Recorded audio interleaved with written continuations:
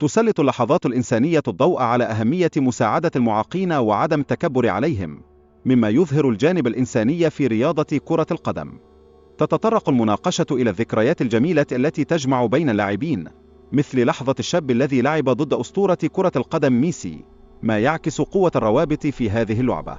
تشير اللحظات العاطفية في الفيديو إلى أهمية الألقاب والإنجازات في كرة القدم، وكيف أن الأبطال يتركون بصمة واضحة في تاريخ اللعبة. يتناول الفيديو حالة اللاعب إريكسن الذي تعرض لأزمة قلبية خلال اليورو 2020، مما يبرز المخاطر الصحية المرتبطة بشرب الكحول وتأثيراته على الرياضيين.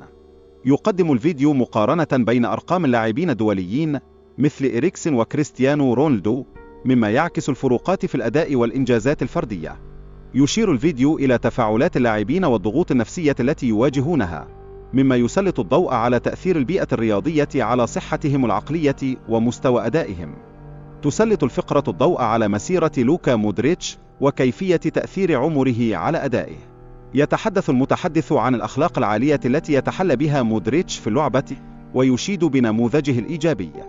تتناول الفقرة حادثة إصابة حارس مرمى المنتخب السعودي، وكيف تم نقله إلى المانيا لتلقي العلاج اللازم، مما يبرز أهمية الرعاية الطبية للاعبين ودعمهم في الأوقات الصعبة. تتطرق الفقرة إلى أداء اللاعبين الشباب مثل فينيسيوس، وكيف يتأثرون بالمقارنة مع النجوم السابقين. تظهر هذه المقارنة التغيرات في كرة القدم عبر الأجيال. بيلينغهام يظهر مع والدته ومورينيو، مما يشير إلى العلاقة بين المدربين واللاعبين. تنشأ شائعات حول الحب والدعم بينهما، مما يعكس الروح العائلية في عالم الرياضة. اللحظات الإنسانية في الفيديو، مثل تفاعل اللاعبين مع المعاقين، تعكس الجانب الإنساني والرحمة في عالم كرة القدم، مما يعزز قيم التضامن والرعاية.